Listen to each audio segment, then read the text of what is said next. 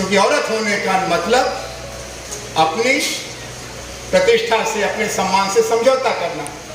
और जब कोई औरत शिकायत करती है अपने घर में किसी दुर्व्यवहार की, परिचित और अपरिचित द्वारा, तो लोग कहते हैं बिटिया चुप हो जाओ। लोग हंसेंगे, तुम्ही को दोष देंगे कि तुमने लाल कपड़ा क्यों पहना था, तुम हंसी क्यों, तुम उसके पास गई क्यों। अरे पाप उसने किया, प्रायश्चित वो करे कि हम करेंगे, लेकिन हमको इसके लिए एक अलग तरह की चुप्पी की संस्कृति में रहने को विवश किया। अच्छी बात यह है कि अर्जुन सिंह की पीढ़ी में जो काम हुआ, लोकतंत्र निर्माण का, राजनीतिक नवजागरण का, और इंदिरा गांधी जैसी महिला का 16-17 साल का नायकत्व, कि आज हिंदुस्तान की औरत चुप रहने को तैयार नहीं है। और इसीलिए यहां से लेके वहां तक मामले आ रहे हैं और उनको सुलझाना हिंदुस्तान के मर्दों की जिम्मेदारी है। और इसमें भारतीय संस्कृति की जो पुरानी विरासत है, द्रौपदी वाली, सीता वाली, कपड़े किसके उतारे गए? झगड़ा था तो तुम युधिष्ठिर का कपड़ा उतारते, अर्जुन का उतारते, भीम का उतारते, तुमने द्रौपदी को अपमानित किया। और आज तक भारतीय संस्कृति का वो अध्याय कलंक का अध्याय है कि वो जो हुआ, जिसमें भीष्म पितामह भी चुप रहे, युधिष्ठिर भी चुप रहे, आगे अगर ऐसा मौका है तो हमको चुप नहीं रहना। औरत चाहे जिस घर की हो, अगर हमारे सामने उसके साथ अन्याय हो रहा है तो हमको बोलना है। ये हिंदुस्तानी संस्कृति का तकाजा होना चाहिए। दूसरी समस्या भारतीय संस्कृति में समरसता की है, जाति को लेकर के। और जाति के बारे में वेदों में जिक्र नहीं था, लेकिन पता नहीं कहां कब आई और बिना बुलाए आ गई और जाने का नाम नहीं लेती। जाति बहुत बड़ी बीमा कंपनी है, इंश्योरेंस कंपनी है। थाने में जाइए, आपका मामला नहीं सुना जा रहा, पता लगाइए, अपनी बिरादरी का कोई मिल जाए, दरोगा, डीआईजी, आईजी, काम बन जाएगा। दफ्तर में जाइए, कोई सुन नहीं रहा है, पता लगाइए अपनी जात वाला, पहले अपने इलाके वाला।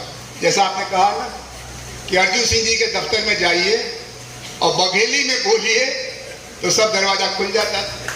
तो भाषा की एकता भी बड़ी जबरदस्त एकता है, लेकिन अगर भाषा सबकी एक हो तो उसमें जात काम आती थी। अर्जुन सिंह नहीं मानते थे तो न माने, ज्यादा लोग तो मानते हैं और उसका बड़ा लाभ भी होता है। पैदा होने से लेके मरने तक जो संस्था काम आ रही है आज भारत में, वो नागरिकता नहीं है, वो जाति है। तो जब तक जाति काम की चीज रहेगी तब तक वो चलती रहेगी, चाहे गांधी जी मना करें, चाहे कबीर बाबा मना करें, चाहे गुरु नानक मना करें। ये भी काम अधूरा है और आपकी पीढ़ी को पूरा करना है। कोशिश करिए कि आपके जो निकटतम मित्र हैं वो अन्य जातियों के भी हों, अन्य धर्मों के भी। बड़ा मुश्किल है, लेकिन मुश्किल अगर न होगा तो भारत की आजादी कैसे मिलती?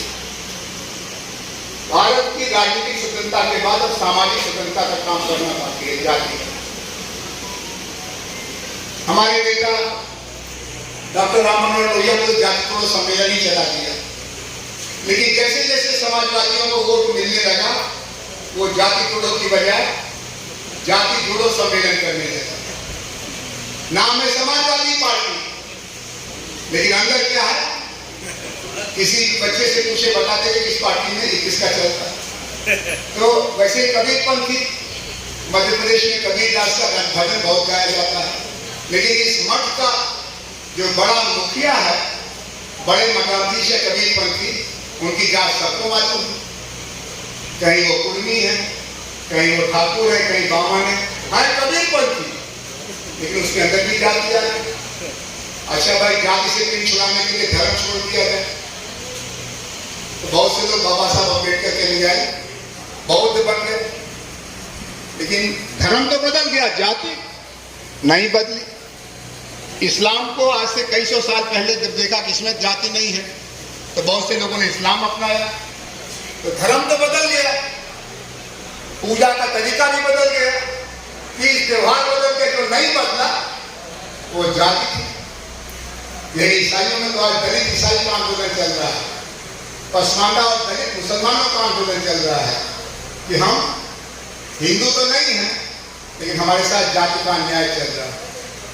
तो जाति का सवाल समाजशास्त्री सुलझाएगा, नेताओं की जिम्मे छोड़ा था उन्होंने उसको उलझा दिया।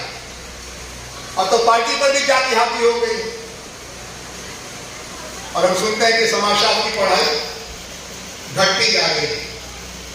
जो सोशियोलॉजी का टीचर रिटायर होता है तो कुलपति और रजिस्ट्रार के पास दरखास्त जाती है कि पोस्ट को कंप्यूटर में ट्रांसफर कर दो, मैनेजमेंट में ट्रांसफर कर दो।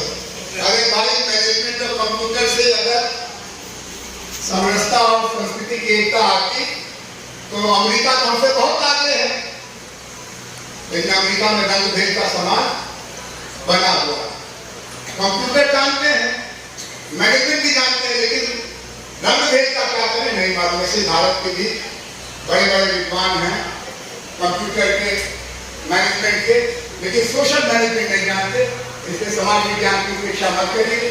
समाज विज्ञान यानी राजनीति शास्त्र, इतिहास, समाजशास्त्री बताएगा कि जाति के इस समीकरण का क्या समाधान है। तीसरा सवाल है गरीब अमीर का। ये हिंदुस्तान किसका? गांधी जी ने कहा दरिद्र नारायण का है। विवेकानंद ने कहा कि भारत के गरीबों का भगवान कहाँ रहता है? मंदिर में रहता है? नहीं।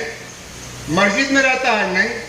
तो गिरजाघर में रहता होगा, गुरुद्वारे में रहता होगा, वहां भी नहीं रहता है। विवेकानंद ने कहा कि गरीब का भगवान रोटी में रहता है।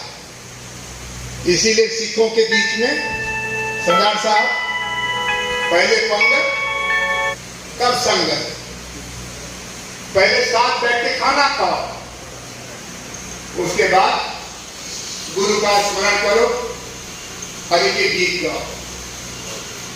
गरीबों का सवाल अब उलझ गया है। पहले गरीबी का समाधान था शिक्षा, अब शिक्षा का व्यवसायीकरण हो रहा है। हम और पाठक जी जितना हमारे पिता माता ने जितना पूरा पैसा लेके दर्जा 1 से लेकर के MA PhD तक कराया, अब पाठक जी के नाती पोते या हमारे नाती पोते उतने पैसे में प्राइमरी स्कूल की शिक्षा भी नहीं ले पाते। शिक्षा का व्यवसायीकरण भारत के गरीबों के साथ अन्याय है। और शिक्षा के व्यवसायीकरण से जिनको भी कमाई हो रही हो उनको मैं बताना चाहता हूं कि वो पाप की कमाई है। शिक्षा और स्वास्थ्य का व्यवसायीकरण नहीं होना चाहिए।